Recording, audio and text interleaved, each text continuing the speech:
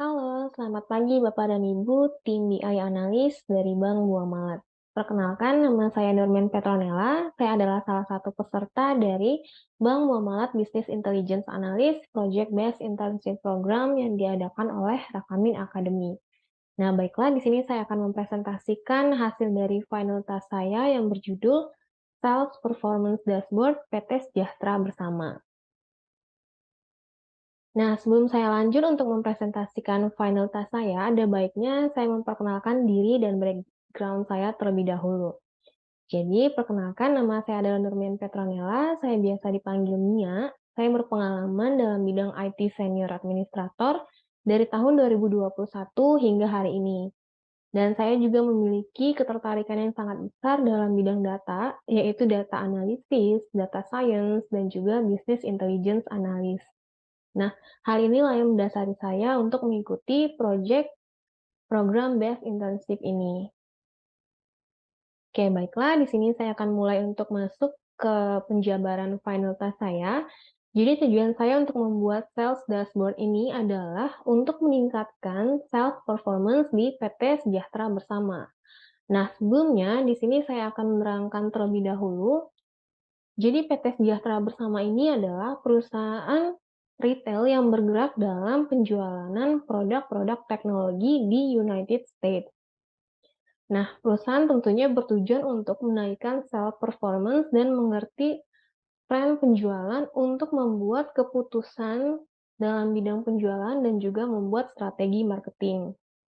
Nah, kemudian untuk project background-nya, di sini saya ada 4 tujuan, yaitu untuk memvisualisasikan sales revenue ataupun total sales, kemudian saya akan mencari average revenue-nya, lalu saya akan memvisualisasikan sales revenue dan order quantity berdasarkan dari kategori produk, kemudian saya juga akan memvisualisasikan distribusi persebaran harga berdasarkan rata-rata dari harga produk dan juga rata-rata dari total sales. Nah, kemudian, sebelum saya lanjut, di sini saya bisa menjabarkan untuk data dan tools-tools yang saya gunakan. Jadi untuk project ini, saya menggunakan BigQuery untuk database-nya dan juga Microsoft Access, dan juga Looker Studio untuk visualisasi datanya. Dan kemudian untuk dataset-nya, itu saya menggunakan dataset dummy dari Rakamin, yang terdapat ada 4 tabel, yaitu tabel customer, tabel produk, tabel order, dan juga tabel produk kategori. Nah, pertama-tama ini saya akan mencari dulu primary key dari setiap tabel tersebut dan membuat relationship-nya. Nah, berikut adalah primary key dan relationship dari tabel-tabel tersebut. Jadi untuk primary key dari customer table ataupun tabel customer adalah customer ID, dan primary key dari tabel produk adalah prod number, kemudian primary key dari tabel order itu adalah order ID, dan primary key dari kategori produk itu adalah kategori ID. Nah, jadi primary key di sini adalah yang menunjukkan bahwa tabel tersebut adalah unik di setiap kolomnya. Nah, di sini saya bisa mendeskripsikan bahwa primary key ini adalah ID dari setiap tabel-tabel ini. Nah, untuk relationship-nya itu saya mendapatkan tipenya adalah one to many atau satu ke banyak. Nah, di sini kita bisa melihat bahwa customers ID di tabel customer ini adalah primary key yang bersifat unik. Jadi hanya ada satu dan tidak berulang. Sedangkan dipakai berulang ataupun dipakai banyak di tabel order. Nah, kemudian sama halnya dengan produk dan juga produk kategori. Untuk di produk itu ada primary key prod number-nya yang unik dan hanya ada satu di setiap barisnya tidak berulang dan diulang di product number di tabel order. Kemudian untuk produk kategori juga kategori ID-nya bersifat unik yaitu sebagai primary key-nya dan diulang di tabel-tabel produk. Nah, kemudian setelah menentukan primary key dan juga membuat relationship dari tabel-tabel ini, di sini saya juga membuat master tabel yang tujuannya nanti bisa saya gunakan untuk melakukan visualisasi data di Looker Studio. Nah, di sini saya create master tabelnya dan menampilkan adanya 8 kolom, yaitu ada kolom tanggal order, kemudian ada kolom produk kategori ataupun kategori name, lalu ada produk name-nya, lalu ada produk price-nya, dan kemudian ada order quantity-nya, dan juga ada total sales ataupun sales revenue. Nah, di sini total sales rumusnya adalah product price dikalikan dengan order quantity. Nah, kemudian di kolom selanjutnya ada customer email dan juga ada customer city. Nah, selanjutnya master tabel ini akan saya gunakan di Looker Studio untuk membentuk visualisasi data yang nantinya bisa dimasukkan dalam dashboard dan untuk menaikkan penjualan perusahaan. Nah, di sini saya sudah memberikan untuk link dashboard-nya dan untuk link GitHub-nya. Nah, di sini saya akan mempresentasikan dashboard yang sudah saya peroleh dari master tabel tadi.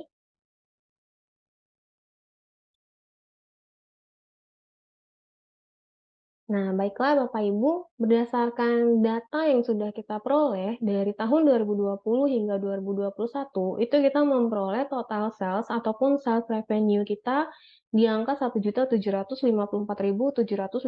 dalam US dollar. Nah, kemudian juga ada sebanyak 1.671 customers dan totalan 3.339 orders ataupun transaksi.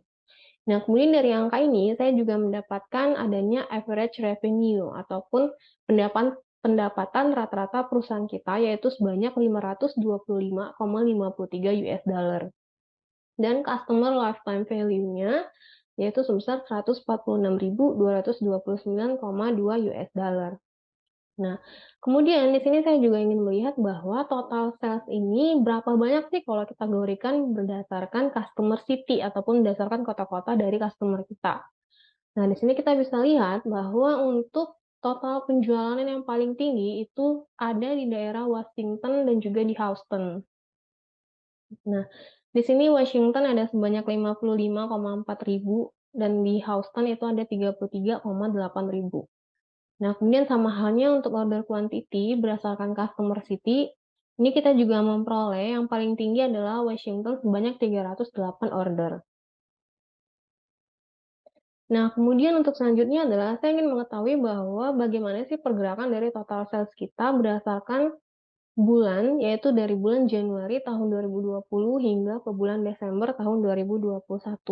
Nah, di sini kita juga menampilkan untuk garis trennya. Nah, garis tren ini kita ambil dari total sales. Nah, di sini kita bisa lihat bahwa garis tren kita itu cenderung menurun dari tahun 2020 hingga 2021. Nah, kemudian kalau kita lihat lagi nih ada beberapa bulan yang tingkat penjualannya itu tinggi ataupun di angka di atas garis tren kita ini. Nah, jadi ini ada bulan Januari, kemudian ada bulan Juni, ada bulan Agustus, dan bulan September. Nah, ini kita bisa lihat bahwa bulan-bulan ini berada di garis tren total sales kita. Nah, kemudian untuk order quantity juga sama, di sini saya menghadirkan chart-nya. Lalu di sini saya juga ingin mengetahui untuk setiap sales revenue ini per kategorinya itu tuh mana sih yang mengalami kenaikan dan mana juga yang mengalami penurunan. Nah, di sini saya membuat tabel berdasarkan kategori produknya, yaitu berdasarkan tahun 2020 dan 2021. Jadi di sini ada 7 kategori produk yang kita jual, mulai dari robot sampai ke blueprint. Nah, di sini kita bisa lihat bahwa untuk produk-produk kita yang mengalami kenaikan dari tahun 2020 hingga 2021 itu ada di kategori drones, kemudian ada di kategori training videos, dan juga ada di e-books. Nah, sementara untuk produk robot dan juga untuk produk robot kits, lalu untuk produk drone kits dan blueprints itu mengalami penurunan total penjualan dari tahun 2020 hingga 2021. Nah, untuk tabel ini juga kita bisa lihat dalam bentuk grafik batang. Jadi di sini saya menampilkan grafik batang untuk top 5 produk kategori by revenue-nya. Jadi ini adalah 5 produk kategori yang paling tinggi penjualannya dalam total sales kita ini. Nah, di sini kita bisa lihat bahwa robot memang memiliki penjualan paling tinggi. Tapi untuk order quantity-nya itu paling sedikit. Sementara untuk training videos itu penjualannya paling sedikit, tapi order quantity-nya paling banyak. Nah, dari sini kita dapat menyimpulkan bahwa untuk robot ini memiliki harga yang cenderung lebih mahal, jadi order quantity-nya lebih sedikit. Nah, sedangkan untuk training videos, untuk produk price-nya ataupun harganya itu lebih murah. Jadi, orang-orang cenderung untuk membeli lebih banyak. Jadi sehingga order quantity-nya ini lebih banyak. Nah, kemudian di sini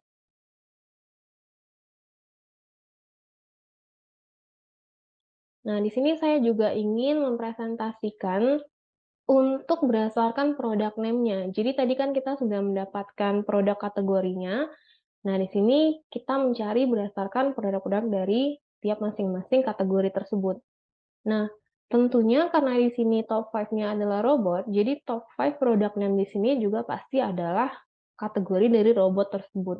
Nah, ini kita bisa lihat bahwa, dari kategori produk robot yang paling banyak terjual itu adalah MICR 23K robot, dan juga yang paling sedikit itu ada di RCB 88,9 robot.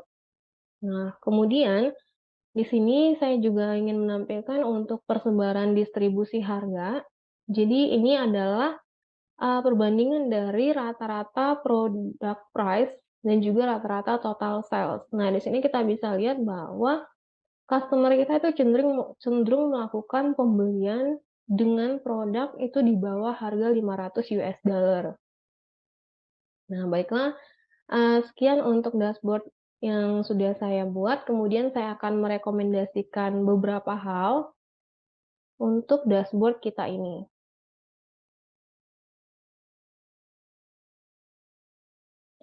Nah, untuk rekomendasi yang bisa saya berikan adalah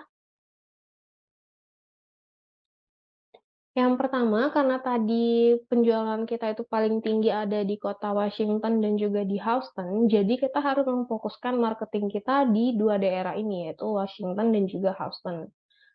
Nah, kita bisa untuk melakukan promosi, kita bisa untuk melakukan marketing di dua daerah ini. Kemudian yang kedua adalah karena tadi berdasarkan produk name MICR 23K robot itu penjualannya paling tinggi, jadi kita bisa untuk meningkatkan lagi nih, mengoptimalisasikan lagi penjualan MICR 23K robot kita. Nah, itu kita bisa untuk membuat strategi marketingnya, atau kita bisa juga untuk mempertimbangkan membuat package bundling, ataupun kita membuat bundle dari MICR 23K robot ini dengan robot kit yang penjualannya itu cenderung lebih rendah daripada kategori produk robot. Atau kita juga bisa untuk mempertimbangkan memberikan diskon nih, supaya customer kita tetap membeli MICR 23K robot, seperti itu. Nah, kemudian untuk yang saran ketiga ataupun rekomendasi ketiga, yaitu berdasarkan, price distribution tadi. Jadi karena tadi kita sudah menyimpulkan bahwa banyak customer kita yang membeli untuk produk price di bawah $500, jadi di sini kita bisa untuk, membuat special offers ataupun penawaran spesial untuk produk-produk di bawah $500 di periode-periode tertentu untuk gunanya menarik customer kita kembali. Nah, kemudian kita juga tadi mendapatkan bahwa garis tren kita ini cenderung menurun. Nah, dari tahun 2020 hingga 2021. Ini bisa jadi kemungkinan karena adanya COVID-19 yang mengguncang ekonomi global. Jadi, kita terdampak juga mengalami penurunan. Nah, jadi yang bisa saya sampaikan untuk kita menaikkan tren penjualan kita ini adalah kita membentuk marketing online, gitu. Nah, di sini kita membentuk marketing online, yaitu kita bisa promosikan dari website corporate kita, website perusahaan kita, kemudian dari sosial media perusahaan kita, dan juga dari platform-platform e-commerce. Nah, kemudian karena tadi di produk kategori yang mengalami kenaikan dari tahun 2020 hingga 2021 itu adalah drone, training videos, dan juga e-book. Nah, kita bisa untuk, mengambil keuntungan ya, ataupun mengoptimalisasi penjualan kita dalam 3 kategori produk ini. Jadi kita fokuskan marketing kita di 3 produk ini, kemudian kita bisa untuk melakukan bundling package lagi, Untuk kategori drone mungkin bisa di-bundle package dengan drone kits ataupun melakukan special promotion juga untuk produk-produk drone kita. Kemudian untuk training videos dan e-books ini mungkin bisa kita satukan penjualannya karena, untuk tren-tren sekarang jadi banyak, customer yang melakukan pembelian training videos dan e-books itu untuk melakukan pembelajaran e-learning gitu. Jadi orang-orang sekarang cenderung lebih menyukai e-learning. Nah, ini kita bisa satukan di bundle package dan kita berikan penawaran menarik nih untuk kita bisa naikin penjualan kita. Nah, kemudian tadi kan kita ada mendapatkan bahwa ada beberapa bulan yang cenderung penjualannya itu lebih tinggi dari bulan-bulan lainnya, yaitu adalah bulan Januari. Di sini kita lihat Januari 2020 juga kenaikan penjualannya adalah tinggi, kemudian di sini Januari 2021 juga tinggi, lalu di Juni 2021 juga, Agustus dan September. Nah, saran saya adalah di sini kita bisa untuk mengambil keuntungan nih di bulan-bulan yang penjualannya itu tuh selalu paling tinggi, yaitu Januari, Juni, Agustus, dan September. Jadi kita bisa untuk menyiapkan strategi marketing berupa campaign di periode tersebut, atau kita bisa buat spesial penawaran untuk, perayaan-perayaan tertentu di season-season ini. Jadi di bulan Januari, Juni, Agustus, dan September ini kira-kira ada perayaan apa, nah kita bisa untuk campaign nih, untuk promosikan, eee, kategori produk kita yang lainnya.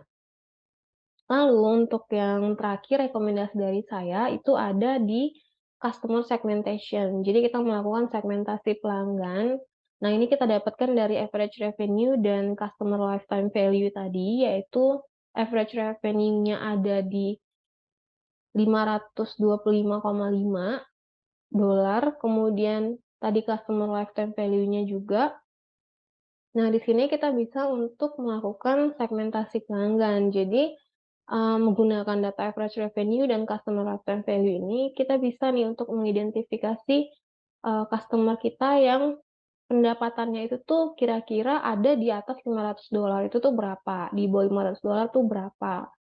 Nah, kita bisa untuk melakukan segmentasi yang mendalam untuk pengguna kita dan untuk mengembangkan strategi marketing kita untuk kita bisa engage mereka lagi, seperti itu. Dan kita memberikan spesial ataupun eksklusif penawaran. Nah, baiklah, sekian untuk penjabaran final task saya berdasarkan dashboard dan juga rekomendasi yang saya berikan. Jika ada kesalahan kata, saya mohon maaf. Terima kasih Bapak dan Ibu atas perhatiannya. Saya mengucapkan terima kasih dan undur diri. Terima kasih.